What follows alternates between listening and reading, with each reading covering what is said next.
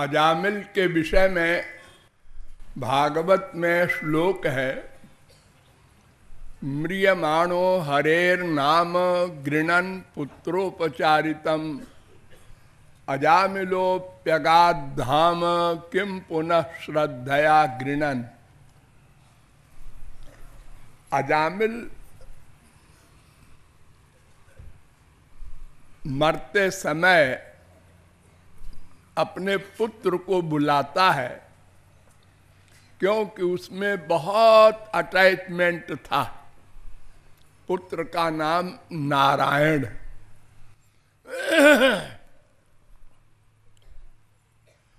तो नारायण नाम सुनकर विष्णु दूत आए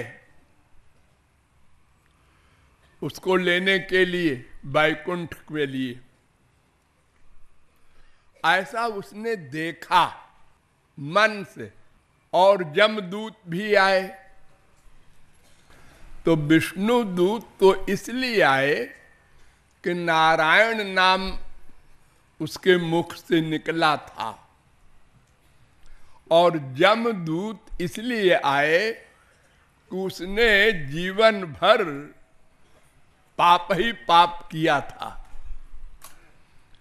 माँ बाप बीबी बच्चे सबको छोड़ करके एक वेश्या में आसक्त हो गया था।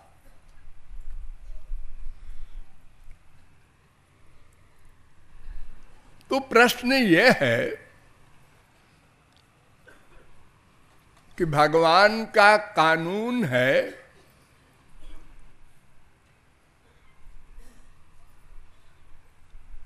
यो यदिच्छति तस्य तत्।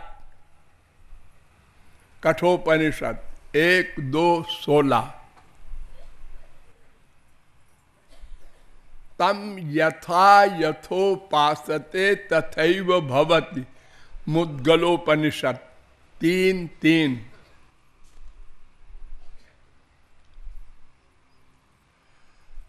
गीता भी कहती है, अंत काले च मामेव स्मरन् मुक्त्वा कलेवरम यः प्रयाति समद्भावम याति नास्त्यत्र संशय।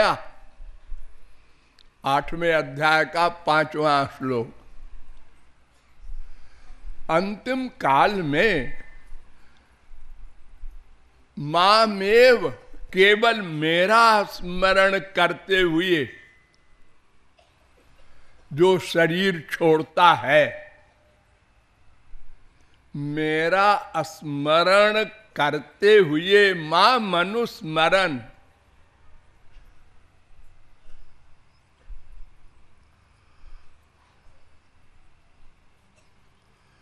फिर मेरा नाम ले, ठीक है, ना ले कोई बात नहीं, मेरा स्मरण करे मरते समय तो वो मेरे पास आएगा। यानी उसका मन मुझ में रहे तो वो मेरे पास आएगा। फिर आगे गीता में कहा, यम यम वापि स्मरन् भावम त्यजत्यन्ते कलेवरम तन तमे वैति कौन्तेय सदा तद्भाव भाविता। 8वें अध्याय का 6वां श्लोक। जिस जिस भाव का चिंतन करते हुए, यानी 4 भाव हैं, दिव्य भगवान और गुरु का, और माइक 3 भाव, सात्विक देवताओं का, राजस मनुष्यों का, तामस राक्षसों का। ये 4 में जिसका चिंतन करता हुआ शरीर छोड़ेगा, मरने के बाद उसी को प्राप्त होगा। यानी यान्ति देवव्रता देवान् पितॄन् यान्ति पितृव्रता भूतानि यान्ति भूतेज्या और यान्ति मज्जाजिनोऽपि माम्। 9वें अध्याय का 25वां श्लोक। मरते समय जो देवताओं का स्मरण करेगा स्वर्ग जाएगा, जो जिस जिस मनुष्य का स्मरण करके मरेगा, माँ बाप बेटा स्त्री पति कोई भी, तो उसी को प्राप्त होगा मरने के बाद। और जो मेरा स्मरण करते हुए शरीर छोड़ेगा वो मुझको प्राप्त होगा। सीधा सा गणित है।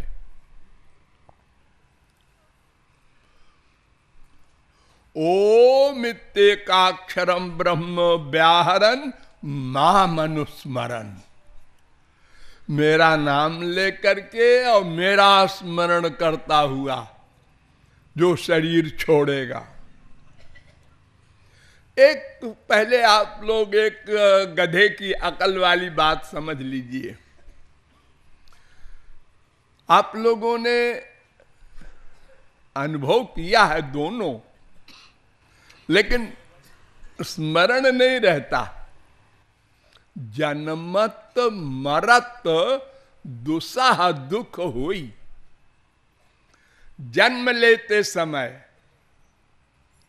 और मरते समय बहुत दुख होता है जीव को, मनुष्य को, पशु पक्षी सबको। जितने शरीर वाले हैं, जब इनका शरीर मां से पैदा होता है तो, और जब ये जीव शरीर छोड़ के जाता है तब इतना कष्ट होता है कि कोई सह नहीं सकता। बड़े से बड़ा कोई पहलवान मूर्छित हो जाएगा, फिर मरेगा बाद में। पहले मूर्छा। देखो, मान लो किसी आदमी को कोई मार रहा है, तो एक लठिया मारा, चिल्लाया, दर्द हुआ। दूसरी लठिया और चिल्लाया और दर्द हुआ। तीसरी लठिया गिर गया। चौथी लठिया बेहोश हो गया, लेकिन मरा नहीं। वो समझा मर गया, चला गया मार के, और थोड़ी देर में उसने आंख खोला। यानी मूर्छा पहले और मृत्यु बाद में। पहले मूर्छा होती है, तो मूर्छा माने क्या कि हम उस कष्ट को सह नहीं सकते। केवल महापुरुष जिसने भगवत प्राप्ति कर ली है, वो शरीर छोड़ता है अपनी इच्छा से।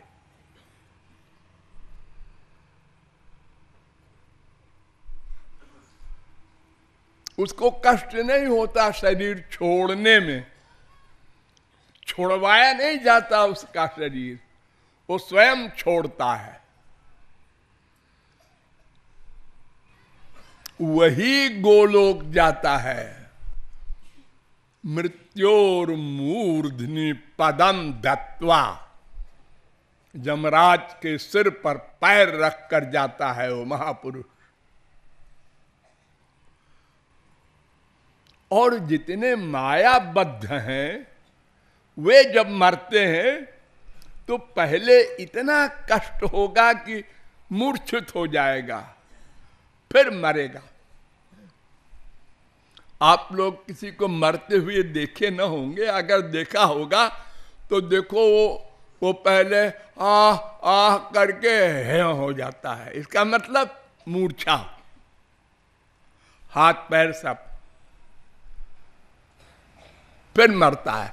यानी वो मृत्यु का इतना बड़ा कष्ट होता है, तो उस समय स्मरण क्या करेगा कोई? न संसार का स्मरण करेगा, न भगवान का करेगा। स्मरण तो तब करे ना जब मन होश में रहे। जब मन ही मूर्छित हो गया कष्ट के मारे, तो स्मरण का सवाल कहां? जैसे किसी को क्लोरोफॉर्म सुंघा दिया गया, वो बेहोश हो गया, तो अब उसको चीर फाड़ कर रहा है डॉक्टर, तो उसको पता ही नहीं कष्ट क्या होगा, वो किसका स्मरण करेगा। तो अजामिल तो मायाबद्ध पापात्मा था, फिर ये कैसी बातें कही जा रही हैं कि नारायण के दूत आए, यमराज के दूत आए, और फिर उन दोनों की बहस हुई, बड़ी लंबी बहस। यमदूतों ने कहा आप लोग कौन हैं, और बड़े रवाब से। तब विष्णु दूतों ने कहा तुमको पता नहीं हम कौन है, हम तुम्हारे स्वामी के बाप के दूत हैं,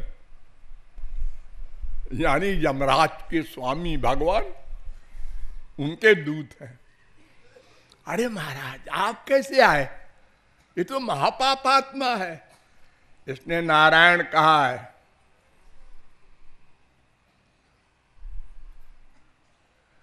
भगवान नाम लिया है, नारायण भगवान का नाम है। दोनों की बहस अजामिल सुनता रहा। सुनने के बाद मर गया, नहीं नहीं नहीं मरा नहीं।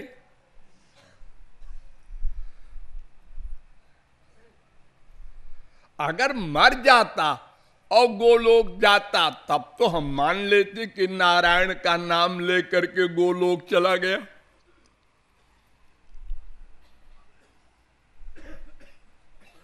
अजामिलोप्यथा कर्ण्य दूतानाम यम कृष्णयो धर्मम भागवतम शुद्धम त्रैविद्यं च गुणाश्रयम। छठवें स्कंद के दूसरे अध्याय का 24वां श्लोक। यमदूत को भगा दिया विष्णु दूतों ने और इसको छोड़ दिया। तम याम में पाशाद उन्मुच्य विप्रम मृत्यो रमी मुचत। छठवें स्कंद के दूसरे अध्याय का 20वां श्लोक। यमराज के फंदे से छुड़ाकर ब्राह्मण अजामिल को भी छोड़ दिया विष्णुदूत और चले गए, ले नहीं गए, क्योंकि विष्णुदूतों को ये तो मालूम ही था कि इसका मन भगवान में नहीं है, हम कैसे ले जाएं, छोड़ गए। लेकिन अजामिल ने जो दोनों का लेक्चर बहस सुना तो उसको वैराग्य हो गया। उसने कहा अरे मैंने इतना पाप किया और एक नारायण नाम लेने से इतनी कृपा किया भगवान ने, विष्णु दूतों का दर्शन हो गया।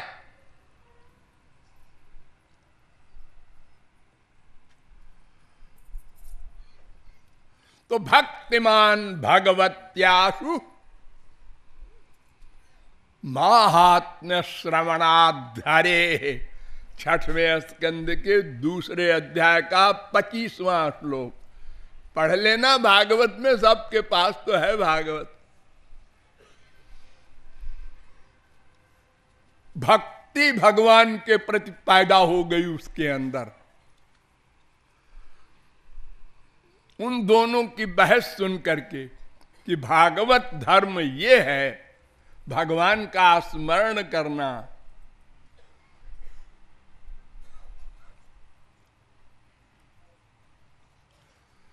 तो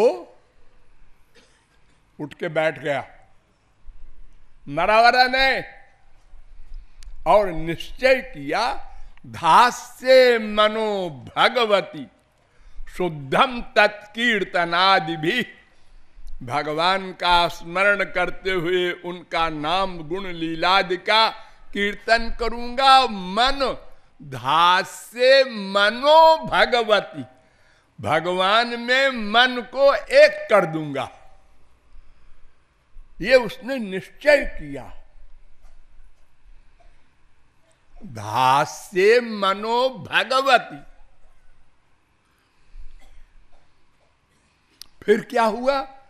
इति जात सुदुर्वेदा त्यक्त सर्वानुबंधन। सारे संसार से मन को हटा करके और गंगा द्वार मुपेयाय हरिद्वार चला गया।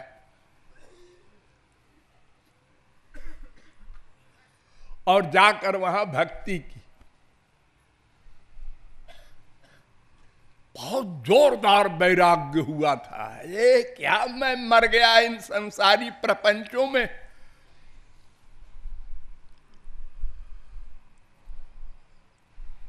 एक वर्ष भक्ति की। भक्ति करने के बाद भगवत प्राप्ति हुई। फिर आया हैमम विमान मारुह्य। भगवान का विमान आया।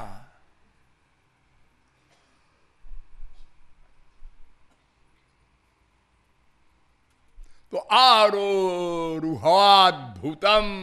हैमम विमानम।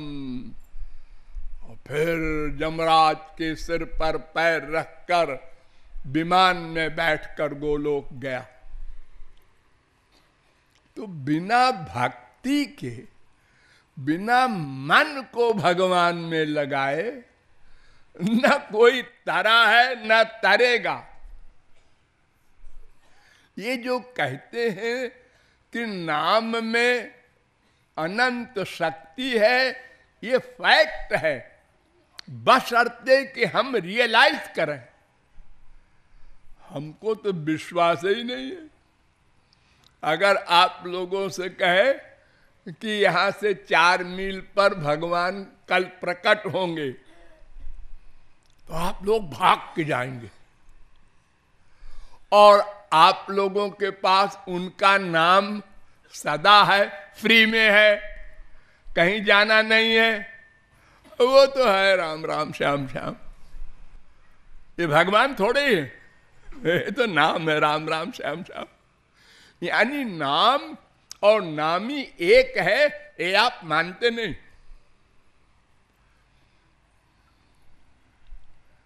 मूर्ति जी के लिए जाते हैं मंदिरों में, लेकिन ये मूर्ति भगवान की है, ये आप मानते नहीं। अगर भगवान की मूर्ति है ये मान ले, फिर लौट के घर में क्या करने जाए? ये कूड़ा कबाड़ा माँ बाप बेटा बीबी के लिए जाए? सामने भगवान बैठे हैं, अजी उनको देख के कोई खास आनंद नहीं आता। अगर श्रृंगार बढ़िया बढ़िया है तो जरा अच्छा लगता है, लाइट आ रही है और जरा तो और अगर मैला कपड़ा पहना रखा है ठाकुर जी को किसी गरीब आदमी ने,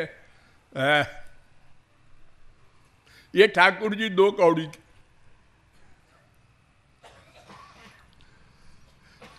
तो भगवान के नाम में भगवान है, भगवान के संत में भगवान है, भगवान के गुण में भगवान है, भगवान के धाम में भगवान है।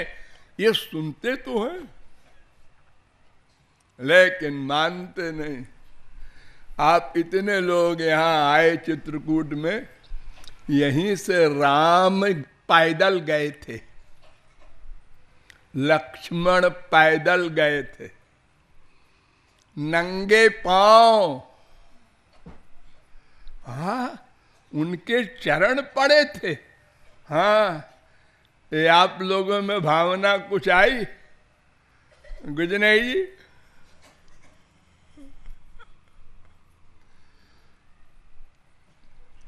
इसलिए ऐसे आख्यान में आप लोग भुलावे में ना आवे। ये पंडित लोग नहीं जानते रहस्य को, ये तो ऐसे ही बोल देते हैं नारायण का नाम लिया गोलोक हो गया। कोई कैसे ही तुम बोले जाओ राम राम, बात हो गया, गोलोक मिल जाएगा। ये जो कहते हैं संत लोग, भाव कुभाव अनख आलस हूं, नाम जपत मंगल दिश दस हूं। भगवान का नाम भाव कुभाव कैसे भी लो, वो मंगल है। लेकिन किसका नाम? भगवान का नाम। यानी भगवान उसके अंदर है, ये मानकर उसका नाम लो।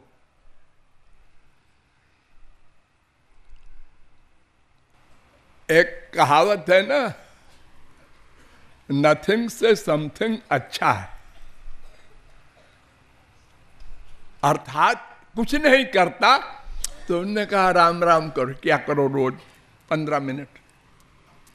अब वो राम राम कर रहा है, फिर गुरु जी के पास गया, हम तो राम राम कर रहे हैं, हमको तो कोई आनंद नहीं मिलता। अरे तो राम का नाम क्या है समझा है कुछ?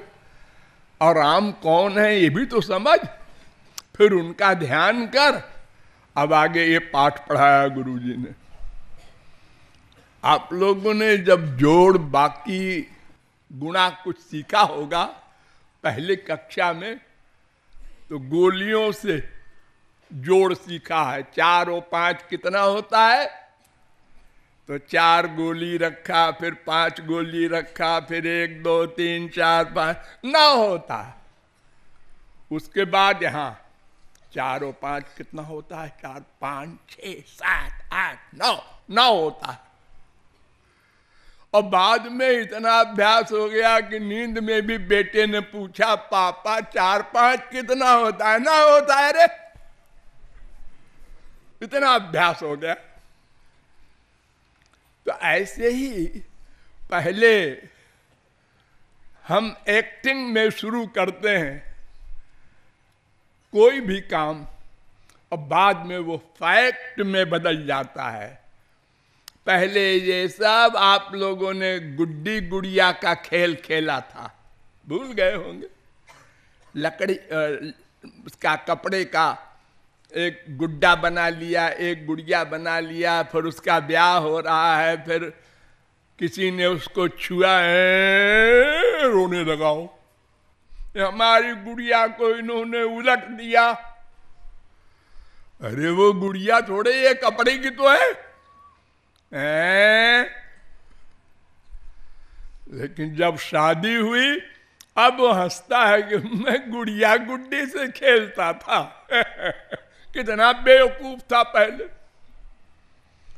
तो ऐसे संत लोग हम लोगों को कहते हैं, भाई कुछ तो करो, चलो राम राम करो। तुम अपने आप पूछोगे कि कोई फायदा नहीं हो रहा है, तब फिर हम बताएंगे कि देखो इसमें रूप ध्यान भी किया करो। एक कदम आगे। अगर पहले ही हम बता देंगे कड़ी साधना, और तुम कह दोगे हमसे तो नहीं होगा। तो इसलिए अगर कहीं ऐसा कुछ लिखा है तो उसका मतलब कुछ और होता है कि किसी प्रकार से इसका मन भगवान की ओर मोड़े। देखो रामकृष्ण परमहंस ने सिर पर हाथ रखा, आप लोग पढ़ते होंगे ना, और समाधि हो गई। तो रामकृष्ण परमहंस के हाथ में क्या कमाल है कि समाधि हो गई, सिर पे हाथ रख दे। बहुत से लोग गए होंगे बाद में, स्वामी जी हमारे भी सिर पे हाथ धर दो ना।